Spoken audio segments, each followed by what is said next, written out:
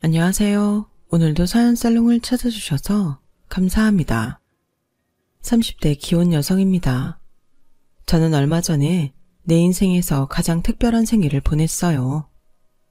제가 그렇게 염원하던 평생 소원을 그날 이루었거든요. 태어나자마자 시설에 버려져서 고아로 살았던 저는 생일날만 되면 멀쩡하던 몸이 아프곤 했어요. 제 생일은 탄생을 기념하는 날이 아닌 제가 버려진 날이었기 때문이죠. 제 부모님이 베이비박스 안에 저를 버릴 때 제 이름은 물론 생년월일조차 남기지 않은 탓에 제 생일은 시설에 맡겨진 날로 정해졌거든요. 1년 중 가장 행복해야 할 날이 저에게는 가장 불행한 날이 된 거죠. 처음부터 부모 사랑을 받아본 적이 없어서 그런가 살면서 부모가 그리웠던 적은 없었어요. 가끔 내 부모는 어떤 사람이었을까 하는 궁금증이 발동하기는 했지만요. 다만 제 진짜 생일은 궁금했어요. 요즘은 심심풀이로 인터넷 사주도 보고 결혼을 앞둔 사람끼리 궁합도 보기 마련인데 진짜 생일을 모르는 저는 그조차 할 수 없었어요. 꼭 이것 때문만은 아니지만 살면서 부모님 원망을 많이 했어요. 단지 부모가 없다는 이유로 철도 들기 전부터 세상에 차가운 시선을 받아야 했고 남들한테는 너무도 당연하고 쉬운 일들이 저에게는 세상 무엇보다 어려운 일이 되기도 했으니까요. 학창시절 제가 제일 부러웠던 게 뭔지 아세요? 어린이날 부모님과 놀이동산 가는 거요. 비 오는 날 엄마가 학교로 우산 가지고 오는 거요. 아니요. 그보다는 부모님이랑 싸우고 집을 나온 친구들이었어요. 가출 자체가 부러웠다기보다는 그들에겐 뛰쳐나올 집과 가정이 있다는 게 부러웠기 때문이죠. 제게는 처음부터 그런 건 없었으니까요. 나를 지켜줄 부모가 없다는 건 돌아갈 집이 없는 것과 같았어요. 저는 해질 무렵 종종 걸음치며 집으로 향하는 사람들 속에서 오늘은 어디서 자야 하나 한 걱정을 하는 노숙자나 다름이 없었죠. 사춘기가 지나던 시점부터 시설에서 퇴소한 뒤 어디서 어떻게 살아야 하나 고민을 했던 저였기에 늘 정서적으로 불안했던 것 같아요. 그랬던 저를 지긋지긋한 불안감에서 해방시켜준 사람이 있었어요. 바로 제 남편이었죠. 남편과 저는 중학교 동창이었어요. 하지만 한 교실에서 1년이나 보냈음에도 말 한마디 나눠본 적이 없을 정도로 대면대면한 사이였죠. 그랬던 남편과 다시 만나게 된 건 21살 즈음이었어요. 당시 저는 시설에서 퇴소한 지 1년 남짓된 시점이라서 아직은 홀로서기가 버거웠던 때였어요. 장학금으로 받은 돈으로 월세방을 구하는데 다 써버려서 수중에 돈 한 푼 없었던 저는 아르바이트를 하며 생활비를 벌고 있었어요. 친구들은 대부분 대학에 진학해 한창 소개팅을 나가선 때였지만 그때는 저는 생존이 먼저였기에 그런 친구들을 부러워할 새도 없었어요. 그저 다음 달 생활비를 버는데 급급했거든요. 편의점 알바에 고깃집 알바, 전단지 알바까지 닥치는 대로 일을 했지만 일이 익숙지 않은 탓에 얼마 못 가 잘리기 일쑤였어요. 그러다 보니 매달 수입이 들쭉날쭉했죠. 당시 제 소원은 어떤 일이든 상관없으니까 매달 고정 수입이 보장되는 정규직이 되는 거였어요. 그리고 그 기회는 우연찮게 찾아왔어요. 저는 그날도 편의점에서 알바를 하고 있었는데 낯익은 얼굴의 손님이 가게 문을 열고 들어오더라고요. 정확한 이름은 기억이 안 났지만 분명 얼굴은 익숙했기에 물건을 고르고 있는 손님을 곁눈질로 살폈어요. 계산대 위에 1+1 커피를 2개 올린 손님은 10,000원짜리 한 장을 내밀었어요. 그리고는 잔돈과 커피 하나만 챙겨 들고 가더라고요. 저 손님, 커피 하나 더 가져가셔야죠. 막 가게를 나서려는 손님을 불러 세우자 그는 기다렸다는 듯 씩 웃으며 그러는 거예요. 예승아, 그건 너 마시라고 일부러 두고 온 거야. 네? 아니, 제 이름을 어떻게 아세요? 당연히 알지. 너 땡땡 중학교 나온 송예승이잖아. 나 기억 안 나? 선우야, 신선우. 우리 2학년 때 같은 반이었는데 설마 잊은 거야? 그 말을 듣고 나니 교복 차림의 선우 모습이 떠올랐어요. 우리 학교 유도부였던 선우는 수업 시간엔 늘 뒷자리에서 잠만 자던 애였어요. 말수도 적고 친한 애들 아니고서는 먼저 말을 거는 일이 없는 내성적인 애였죠. 운동부 치고는 좀 의외의 성격을 가진 애였어요. 선우는 그때보다 키가 자라고 살이 빠져서 슬림해졌지만 얼굴엔 예전 그 모습이 많이 남아있더라고요.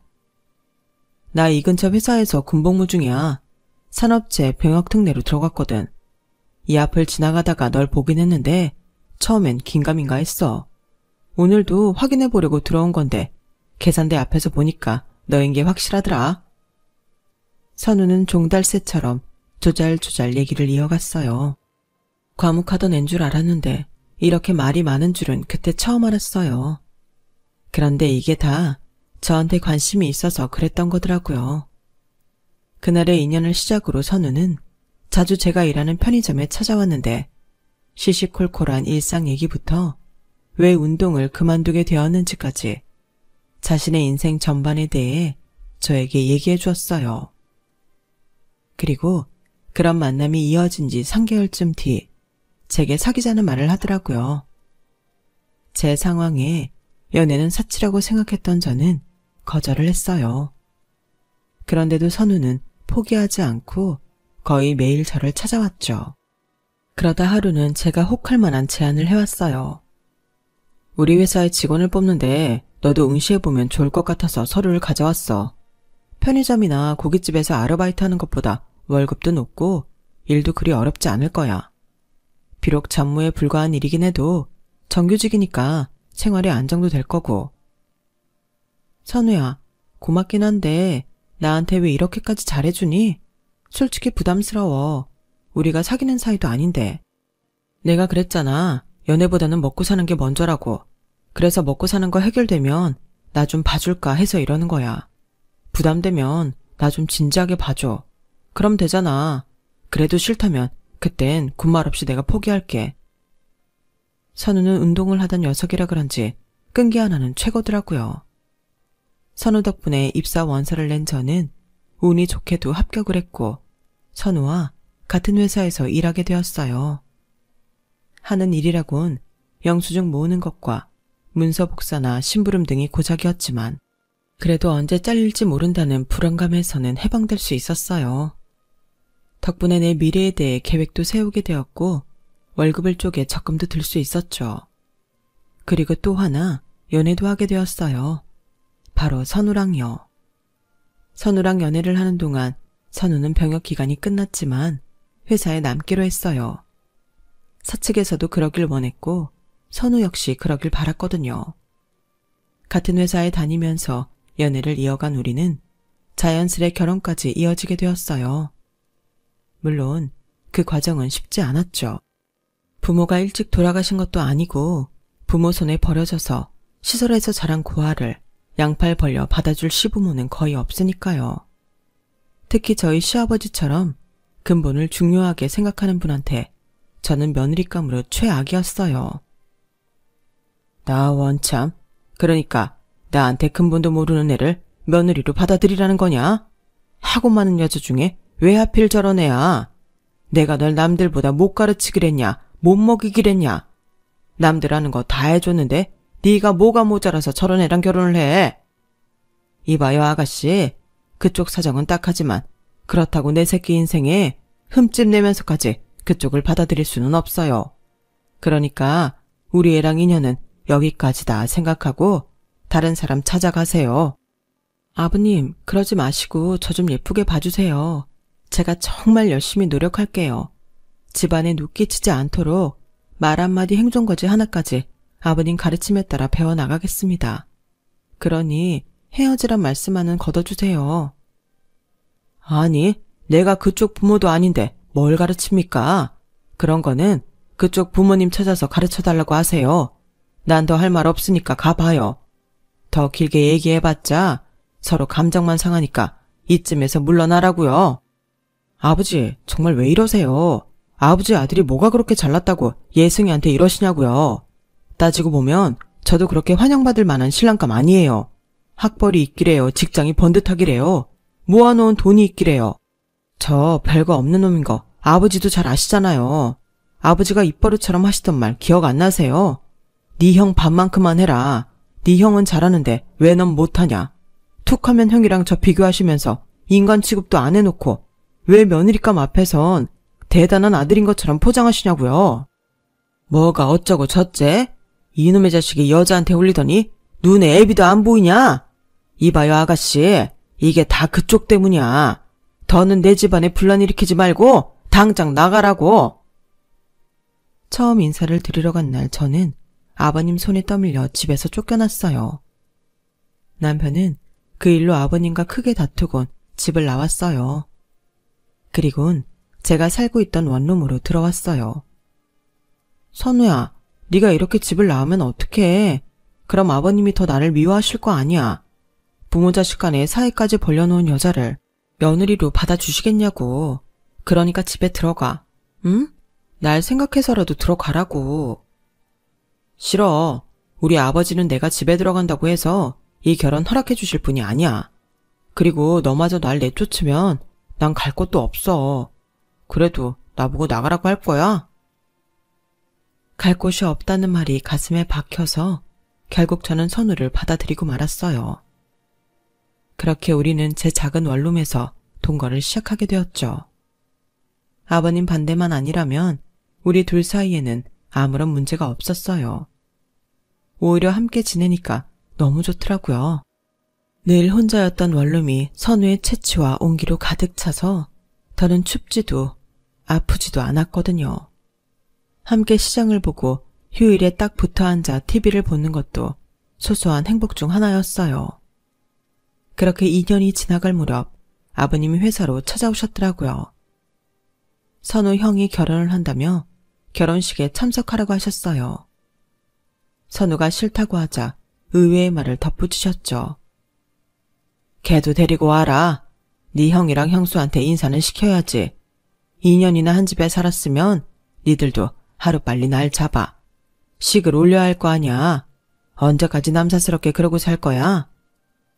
아버지, 그럼 저희 결혼 허락해 주시는 거예요? 별 수 있냐?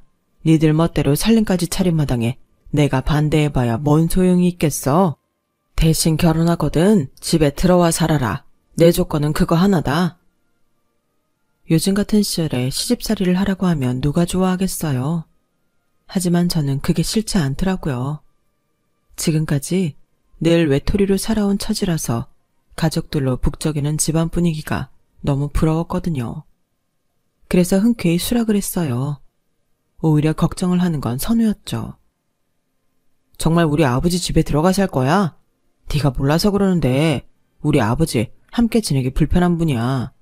너도 형 결혼식에 와봐서 봤겠지만 우리 아버지한테 자식은 형 하나뿐이나 마찬가지거든. 나한테 그러시는 것처럼 아버지는 툭하면 형수랑 널 비교하실 거야. 네가 아무리 잘해드려도 너한테 관심도 안 주실 거라고.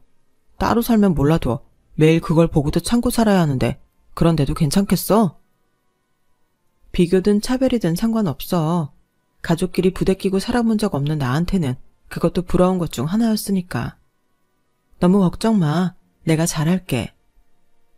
그때는 모든 게 다 좋게만 보였어요.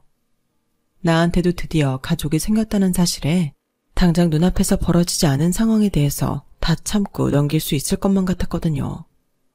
하지만 막상 남편 말 따나 그런 일을 당해보니 속도 많이 상하고 야속하기도 하더군요. 형님은 친정도 잘 살고 좋은 대학을 나와 이름 있는 회사에 다니던 사람이었어요. 결혼 후 회사는 그만뒀지만 대기업에 다니는 아주버님 월급이 꽤 높아서 돈 걱정 없이 생활할 수 있었죠. 가끔 아버님 생신이나 명절에 집에 올 때 보면 차림도 그렇고 늘 좋은 향기가 풍겼어요. 아, 이거 바디 오일 향일 거야. 난 따로 향수는 안 쓰거든. 왜? 향기 마음에 들어? 동서도 하나 사줄까? 아니에요. 그냥 형님한테는 늘 좋은 향이 나서 여쭤본 것 뿐이에요. 근데 동서는 왜 그렇게 자기를 안 가꿔? 피부도 그렇고 머릿결도 그렇고 완전 푸석푸석 하잖아. 동서 이러면 도련님이 딴 데 눈 돌릴지도 몰라. 우리 도련님 여자들한테 인기 많을 타입이잖아. 얼굴 잘생겼지, 체격 좋지. 게다가 과묵하기까지. 남한테 뺏기고 나서 후회 말고 있을 때 잘 챙기라고. 형님은 자기가 쓰는 바디 오일이며 헤어 오일, 그 밖에 고가의 화장품까지 세트로 맞춰서 퀵으로 보내주셨어요. 그 금액이 자그마치 제 한 달 월급 가까이 되었죠. 여보, 형님이 이렇게나 보내주셨는데 난 뭘로 보답하지? 어지간한 거 사드렸다간 마음에 안 차 하실 텐데 걱정이네. 하긴 뭐래. 그냥 당당하게 써. 자긴 그래도 돼. 어머, 어떻게 그러냐. 사람이 받은 게 있으면 주는 것도 있어야지. 근데 가만 보면 자기는 자기 형수한테 너무 냉담한 것 같아. 형님이랑 무슨 일 있었어? 일은 무슨 일, 그런 거 없어. 말은 그렇게 했지만 분명 뭔가 있는 것 같았어요. 하지만 본인이 없다고 잡아떼기만 하니 제가 알 길이 없었죠. 지나고 보니 아마도 그때 이미 남편은 집안 돌아가는 사정을 눈치채고 있었던 것 같아요. 제 남편이 중학교에 들어가던 무렵 어머님과 이혼을 한 아버님은 남자 혼자 몸으로 두 아들을 키우셨어요. 유명한 프랜차이즈 식당을 하고 계신 데다 주식으로도 돈을 꽤 벌고 계셔서 금전적으로 여유가 있으셨죠. 그 덕에 남편과 아주버님은 비록 엄마와는 생이별을 했지만 유복하게 자랄 수 있었어요. 그런데 제가 시집을 올 때만 해도 건재하던 아버님 재력이 하루가 다르게 쪼그라들기 시작했어요. 서울과 지방에 가지고 있던 상가와 땅도 몇 년 사이 많이 처분을 하셨고 은행 융자까지 받으신 것 같더라고요. 형님, 요즘 아버님 일이 잘 안 되시나 봐요. 용인 땅이랑 남양주 상가까지 정리하시더니 얼마 전엔 은행에 융자 신청을 하신 모양이더라고요. 혹시 형님은 뭐 알고 계신 거 있어요? 동서, 걱정하지 마. 아버님이 주식에 목돈을 넣어두셔서 당장 현금이 없어 그런 거니까. 주식 팔면 한 번에 해결돼. 형님은 별일 아닌 다른 듯 말했지만 그래도 왠지 걱정이 지워지지 않았어요. 제가 아무리 주식에는 문외한이라지만 상식적으로 생각해도 그렇잖아요. 돈이 필요하면 주식을 팔아서 만들지 뭐하러 은행에 비싼 이자까지 주면서 돈을 빌렸어요. 그래서 남편한테 슬쩍 물었더니 그러는 거예요. 형수가 그래? 주식에 돈이 묶여서 그랬다고? 참, 웃기고 있네. 누구 때문에 아버지가 은행 돈까지 빌리게 됐는데. 형이고 형수고 정말 대책 없는 인간들이야. 도대체 무슨 일이 있는 건데 나한테도 말 좀 해줘. 당신이 알아서 좋을 일이 아니니까 그러지. 자기는 뱃속의 아기를 생각해서라도 좋은 것만 듣고 좋은 것만 생각하라고. 나머지 일은 내가 다 알아서 처리할 테니까. 그리고 그리 큰일도 아니니까 형수 말대로 걱정 안 해도 돼. 저를 생각해주는 남편 마음은 고맙지만 한편으로는 서운했어요. 저도 이 집안 며느리인데 저희 집에서 저만 모르는 일이 벌어지고 있으니까요. 남편이 제게 숨겼던 그 비밀은 몇 년이 저 지난 뒤에야 제 귀에 전해지게 되었어요. 뭐 일찍 알게 되었다고 해도 제가 어쩔 수 있는 일이 아니었지만요. 당시 저는 형님보다 먼저 임신한 탓에 은근히 형님 눈치를 보고 있었어요. 형님이 말은 안 했지만 아이 때문에 맏며느리로서 받는 스트레스가 이만저만이 아니었을 거예요. 그래서 제가 오히려 더 형님 눈치를 살피게 된 거죠. 평소 형님과 저를 끔찍하게도 차별을 하던 아버님이 제가 임신했다는 소식을 들으시고는 많이 달라지신 것도 큰 몫을 차지했고요. 며느리 사랑은 시아버지라는 말이 무색할 정도로 제게는 늘 냉담하시던 아버님이었지만 제 임신 사실을 들으시고는 완전히 달라지셨어요. 집에 오실 때마다 제가 좋아하는 과일이며 군것질거리를 한가득씩 사오셨거든요. 뿐만 아니라 어떻게 하셨는지 튼살크림이며 철분제 같은 것들도 사다 주셨어요. 작은 애야, 배가 나오기 시작한 것 같은데 임산부 마사지 같은 거라도 받아야 하지 않겠니? 넌 회사 일까지 하는 애라서 몸에 무리가 많이 갈 거 아니냐. 내가 그런 쪽으로는 아는 데가 없으니까 큰애한테 부탁해두마. 아버님, 그러지 마세요. 형님한테 그런 것까지 부탁하는 건 좀 그래요. 제가 먼저 임신을 한 것도 형님한테 미안하거든요. 형님이 말은 안 하시지만 얼마나 속상하시겠어요. 그러니까 그냥 아버님 마음만 받을게요. 제 말에 아버님은 물끄러미 저를 바라보셨어요. 그리고는 이번 주말에 나랑 어디 좀 가자꾸나. 선우한테는 아무 말하지 말고. 그주 주말 아버님과 외출을 하게 된 저는 난생 처음으로 백화점에서 쇼핑을 하게 되었어요. 도대체 어떤 사람들이 백화점에서 비싼 물건들을 탁탁 사서 쓰나 했는데 제가 그 경험을 다 해보게 된 거죠.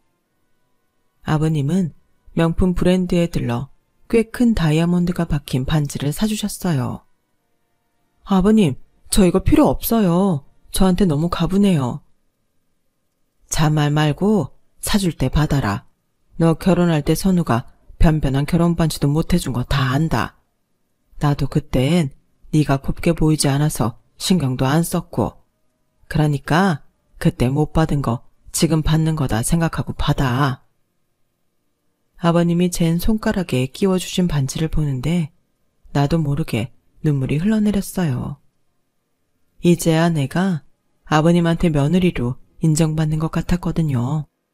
그동안 아버님께 서운했던 일들도 순식간에 사라져버리더라고요. 울 거 없다. 내 성질머리가 고약해서 네가 앞으로도 많이 힘들 거다. 그럴 때마다 이 반지 내려다보면서 조금이나마 위안을 삼거라. 아버님의 그 말씀에 눈물이 쏙 들어갔어요. 대신 입술을 실룩거릴 정도로 웃음을 참느라 힘들었어요. 그 말을 하는 내내 아버님 귀가 새빨갛게 달아올랐거든요. 그건 마치 살면서 처음 사과를 하는 사람처럼 어색하고 불편해 보였지만 그래서 더 진정성이 느껴졌어요. 아버님께 받은 다이아몬드 반지는 아까워서 끼고 다니지 못하겠더라고요. 그래서 화장대 서랍에 깊숙이 넣어두고 아버님 때문에 화가 치밀 때마다 한 번씩 꺼내서 보곤 했어요. 일종의 금융치료를 하듯이 말이죠. 제가 아들을 낳은 이듬해 형님도 임신을 했어요. 형님의 임신 소식에 그렇게 안심이 될 수가 없더라고요. 그런데 남편은 저와는 달리 기분이 언짢아 보였어요. 왜 그래? 자기한테 조카가 생기는 건데 좀 기분 좋게 받아들일 수 없어? 조카가 생기는 거야 당연히 좋지. 근데 형수 하는 꼴을 보니 앞으로 당신이랑 우리 은율이가 상처를 받을 것 같아서 그게 화가 나. 참, 자기만 애가 졌나? 무슨 말이 그래. 그동안 아주버님이랑 형님이 얼마나 애를 기다렸는지 알면서. 그건 그런데 형수가 말이야. 남편 말을 들어보니 형님이 병원에서 임신 진단을 받자마자 아버님한테 달려가 임신 선물로 아버님 가게 명의를 자기 앞으로 돌려달라고 했다더라고요. 가게는 아버지 노후 대책용인데 그걸 임신 선물로 달라는 게 말이 돼? 그동안 지들이 가져간 게 얼만데. 땅이고 상가고 다 팔아먹었으면 양심이 있어야지. 도대체 얼마나 더 아버지 등골을 빼먹겠다는 거냐고. 그래놓곤 아버지 모시는 건 당신한테 다 떠넘기고 도대체 자기들이 하는 게 뭐 있냐고. 그러니까 당신도 형수한테 속지 마. 그 사람이 당신 이용해 먹는 거라고. 수년 전 남편이 제게 비밀에 붙였던 그 일을 저는 그제야 알게 되었어요. 주식 투자 때문에 팔았다던 아버님 상가와 땅은 아주버님과 형님이 야금야금 팔아먹었던 거였죠. 그 돈은 회사를 그만두고 사업을 시작한 아주버님 앞으로 몽땅 들어가 버렸고 사업이 여의치 않자 아버님한테 은행 대출까지 부탁했던 거예요. 그러는 와중에도 형님의 씀씀이는 여전했고 평범한 가정주부가 생활비로 매달 수천만 원씩 써대며 사치를 부려댔죠. 아이가 생긴 이후에는 교육비라는 명목하에 엄청난 돈을 써댔어요. 그건 고스란히 아버님이 부담을 하셨고요.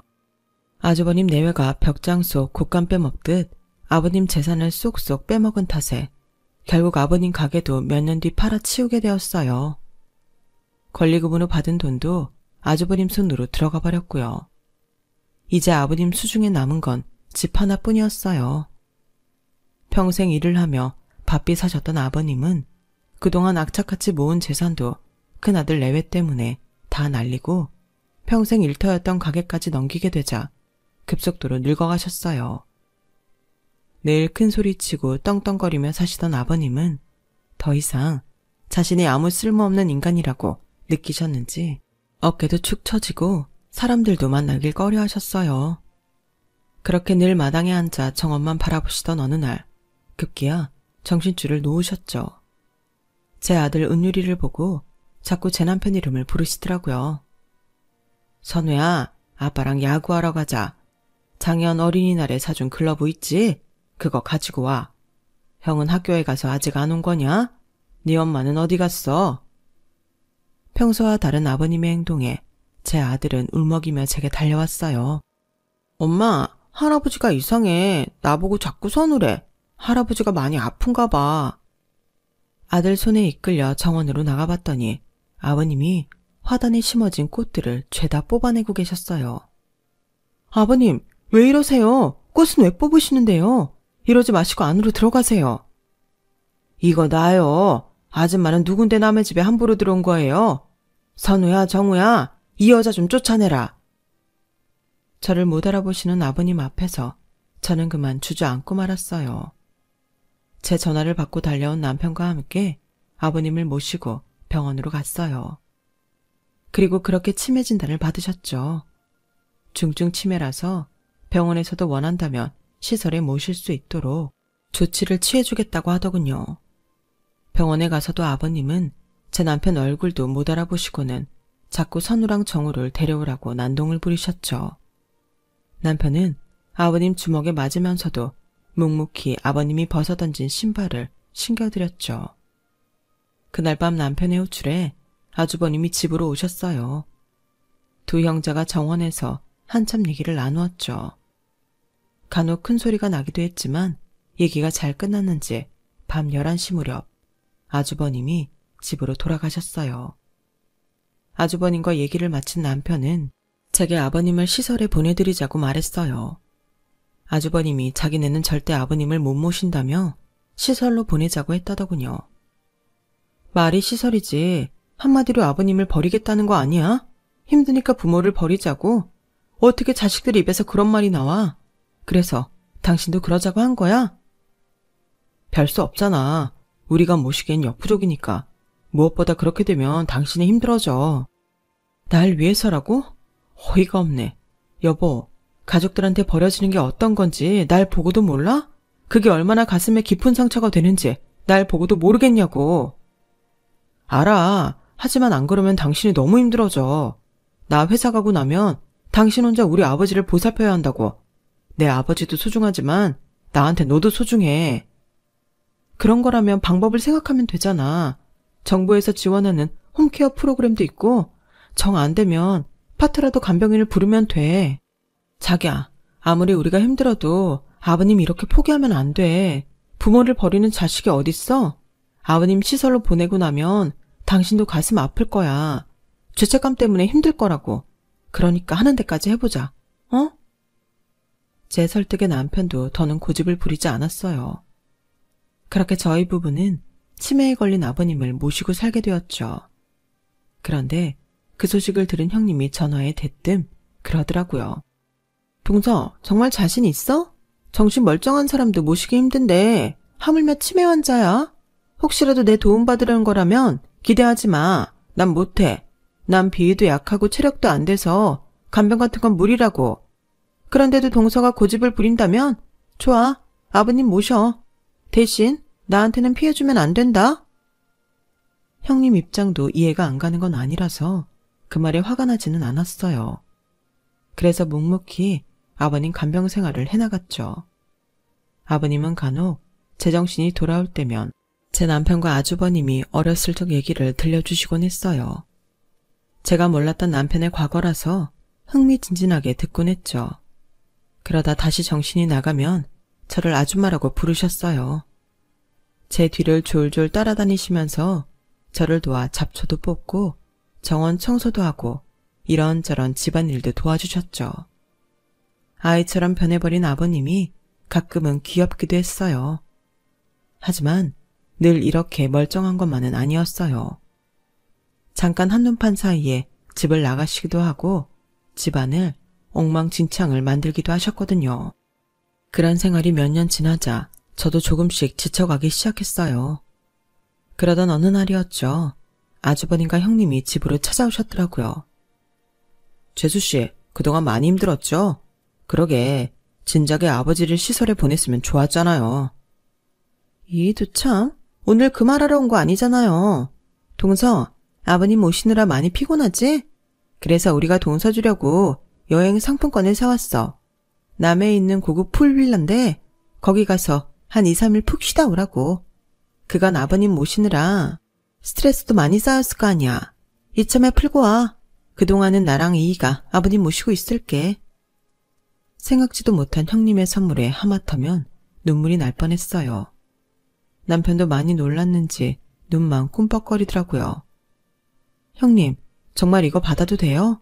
제가 고집 부려서 아버님 모시게 된 건데 제가 이걸 받아도 되는지 모르겠어요. 무슨 소리야. 동서는 이거 받을 자격 충분해. 그러니까 딴 생각 말고 가서 푹 쉬다 와. 뜻밖의 선물에 저도 남편도 어안이 벙벙했지만 오랜만에 여행에 많이 들뜬 것도 사실이에요. 그렇게 그 주주말 저희 부부는 아들을 데리고 남해로 떠났어요. 떠나기 전 형님한테 아버님 약 챙겨드리는 시간이랑 주의사항 등을 꼼꼼히 일러드렸죠. 혹시 몰라서 돌발 상황에 대처하는 방법도 종이에 적어두고 왔고요. 그렇게 2박 3일 동안 고급 풀빌라에서 행복한 시간을 보낸 우리 가족은 일요일 오전에 다시 서울로 향했어요. 그런데 네? 아버님이 사라지셨다고요? 내가 화장실 간 사이에 집을 나가셨나 봐. 이랑 온 동네를 다 뒤져봤는데도 어디에도 안 계셔. 동서, 어떡해? 형님, 일단 진정하세요. 이럴 때를 대비해서 제가 아버님께 주소가 적힌 목걸이랑 팔찌를 걸어드렸어요. 그거 끼고 계시면 어떻게든 찾을 수 있으니까 걱정 마세요. 저는 일단 형님을 안심시키고 남편과 함께 집을 나섰어요. 그동안 아버님이 집을 나가시는 게 하루 이틀 일이 아니었기 때문에 평소 아버님을 찾았던 장소를 남편과 함께 찾아 나섰어요. 한 너댓 군데 되는데 평소라면 2억 곳 정도 찾아가면 찾을 수 있었던 아버님이 이번엔 웬일인지 모든 곳을 다 찾아가도 아무데도 안 계시더라고요. 평소 아버님이 집을 나가실 때마다 도움을 주셨던 동네 분들도 이번엔 아버님을 봤다는 사람이 하나도 없었어요. 마치 증발해버린 것처럼 아버님은 흔적 없이 사라지신 거예요. 아버님이 집을 나가신 지 일주일쯤 지난 어느 날 아주버님 내외가 조카와 함께 찾아왔어요. 동서, 아버님 소식은 아직이지? 어쩌냐? 정신없는 양반이 혹여 객사라도 하면 어떡해? 형수, 무슨 말을 그렇게 해요? 아니, 난 말이 그렇다는 거죠. 걱정되니까 그러는 건데 뭘 또 그렇게 화를 내세요? 그리고 최악의 상황도 고려는 해야죠. 그래, 그건 네 형수 말이 맞다. 우리라고 아버님이 걱정 안 돼서 그러겠니? 하지만 일이 터지기 전에 마음의 준비라도 해놔야 그때 가서 덜 충격을 받을 거 아니냐. 아주버님과 형님은 아버님이 마치 잘못됐다고 확신하는 것 같았어요. 자꾸 장래 얘기며 집 문제를 꺼내셔서 듣는 내내 기분이 안 좋더라고요. 그래서 자리를 피해 전원으로 나왔는데 저희 아들과 조카가 화단에 앉아서 소꿉장난을 하고 있더라고요. 그런데 순간 조카 손목에서 뭔가 반짝하지 뭐예요. 뭔가 싶어 다가가 봤더니 글쎄 우리 집 주소가 적힌 아버님 은팔찌였어요. 가은아, 이거 어디서 났어? 어디서 났냐고. 우리 엄마 화장대 서랍에 있었어요. 작은 엄마도 하나 줄까요? 작은 엄마는 어른이니까 내가 목걸이를 줄게요. 그러면서 조카는 조그마한 제 가방에서 팔찌와 똑같은 모양의 목걸이를 꺼내 제게 내밀었어요. 그건 바로 아버님 목걸이였어요. 제가 혹시 몰라서 주문 제작했던 것으로 우리 집 주소가 적힌 펜던트가 달린 목걸이였죠.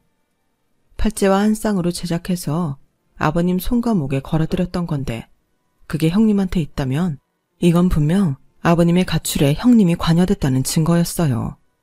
조카한테 팔찌와 목걸이를 빌린 저는 집 안으로 들어가 형님 앞에 목걸이와 팔찌를 내밀었어요. 그걸 보자 형님과 아주버님이 귀신을 본 것처럼 놀라더군요. 그게 왜 동서한테 있어? 그건 내가 물을 말인데요. 아버님이 하고 계셔야 할 목걸이랑 팔찌가 왜 형님 화장대에 숨겨져 있었는지 직접 말해보시죠. 여보, 자기는 당장 경찰 좀 불러. 아무래도 우리 아버님이 이 사람들한테 어떻게 된 것 같아. 어서. 그러자 아주버님은 제 남편을 막아서며 무릎을 꿇었어요. 내가 잠깐 어떻게 됐었나 봐. 요즘 회사 사정이 안 좋아서 자꾸 빚독촉을 받다 보니까 나도 모르게 그런 짓을 저질렀어. 아버지 어디 계신지 내가 말해줄게. 아버지 명의로 된 이 집만 처분하면 아버지 찾아오려고 그랬어. 정말이야. 그래요. 우리가 오죽 힘들면 이랬겠어요. 도련님은 회사에서 따박따박 월급 받는 직장인이니 모르겠지만 오너인 이 사람은 매달 월급날마다 얼마나 피가 마르는 줄 알아요? 이 집 팔아서 일단 급한 불부터 끄면 아버님 모셔오려고 했어요. 그래 선우야. 그래도 내가 네 형인데 경찰을 부르는 건 좀 그렇지 않겠니? 그 말에 남편은 소리를 빽 질렀어요. 뭐 이 새끼야? 형? 네가 무슨 형이야. 네가 어떻게 사람 새끼냐고. 아무리 돈이 필요해도 그렇지 아버지를 갖다 버려? 애초에 능력도 안 되는 게 사업은 왜 시작해서 아버지 노후 자금은 다 말아먹곤 이제 집까지 팔아 쓰겠다고? 진짜 넌 어디까지 날 실망시킬 거냐? 그리고 이 집을 팔 거였으면 나한테 말해야지. 왜 아버지를 갖다 버려? 이 집이 아버지랑 무슨 상관이라고? 그러자 영문을 모르겠다는 듯 아주버님 내외는 제 남편을 쳐다봤어요. 왜? 몰랐어? 아버지가 이 집 명의 내 앞으로 해주신 거 몰랐냐고. 가만두면 니네 부부가 아버지 전 재산 다 거덜낼 거라고 와이프랑 나 공동명의로 해주신 지 오래야. 근데 이거마저 해먹겠다고 기어이 지 부모까지 버려? 넌 그냥 나가 되져라. 너 같은 괴물이 살아서 뭐 하겠냐? 형, 지랄하고 자빠졌네. 누가 너랑 형제래. 넌 새끼야. 이참에 교도소에 들어가서 참교육 제대로 받아야 돼. 쓰레기 같은 니들 부부는 법의 심판 제대로 받아야 한다고. 결국 남편은 아주버님 내외를 경찰에 신고했어요. 그리고 조사 과정에서 아버님이 계신 곳을 알게 되었죠. 아주버님은 아버님 연고가 없는 충청도 어느 마을에 버렸더라고요. 시설도 아닌 길바닥에 버렸다는 사실에 저와 남편은 경악했어요. 다행히 이른 아침 밭일을 나섰던 마을 주민이 발견해 아버님은 시설로 보내졌고 남편과 제가 가서 아버님을 집으로 모셔왔어요. 다행이라고 하면 다행일까요? 정신이 돌아오지 않은 상태에서 장남 손에 버려졌던 아버님은 당신 아들의 폐륜을 기억하지 못하셨어요. 형제 아주버님과 형님은 형사 입건된 상태예요. 혹시 자기들의 범행이 밝혀질까봐 동네 CCTV를 피해 이동 경로를 정하고 차 블랙박스까지 지우는 치밀함을 보인 탓에 계획 범죄라는 사실이 더 확실해져서 형량이 꽤 나올 것 같더라고요. 저는 집으로 돌아오신 아버님 팔과 목에 다시 팔찌와 목걸이를 걸어드렸어요. 앞으로는 절대 아버님을 두고 집을 비우지 않겠다 다짐을 하면서요. 아버님이 돌아오시고 며칠 뒤가 제 생일이었어요. 상황이 상황인지라 조용히 케이크에 불만 켜는 걸로 넘어가기로 했어요. 그래서 남편과 아들이 케이크를 사러 나간 참이었는데 아버님이 주방으로 들어가셔선 냉장고에서 신재료를 꺼내시지 뭐예요. 아버님 뭐 하세요? 시장하세요. 제가 뭐 해드려요? 그랬더니 아버님이 뭐라고 하셨는지 아세요? 제 생일상 차려주실 거래요. 그 말을 듣는데 어찌나 눈물이 나든지 그날 아버님이 차려주신 생일상은 정말 엉망진창이었어요. 아이들이 흙으로 소꿉장난하듯이 그릇에 생마늘이며 고무장갑, 참치캔 같은 걸 담아놓았을 뿐이니까요. 그런데 그 말도 안 되는 생일상에 너무 고맙고 감동해서 행복하기만 하더라고요. 단 한 번만이라도 부모님이 손수 차려준 생일상을 받아보는 게 소원이었던 어린 시절 제 꿈을 우리 아버님이 이뤄주신 거니까요. 언젠가 아버님 상태가 더 악화되면 그땐 어쩔 수 없이 이별을 하게 될 테지만 그게 언제가 됐든 제가 할 수 있는 그날까지는 아버님을 모시고 살고 싶어요. 물론 때때로 욱해서 서랍 속 다이아 반지를 꺼내보는 날이 늘어가겠지만 말이죠. 아버님, 고맙고 사랑합니다. 제 사연을 들어주셔서 감사합니다. 들어주신 모든 분들도 부모님, 자식들과 고운정 나누며 행복하시고 건강하세요. 여러분, 사연 댓글에 응원과 현명한 조언 부탁드려요. 좋아요와 구독은 저에게 큰 힘이 됩니다. 오늘도 좋은 일 가득하세요.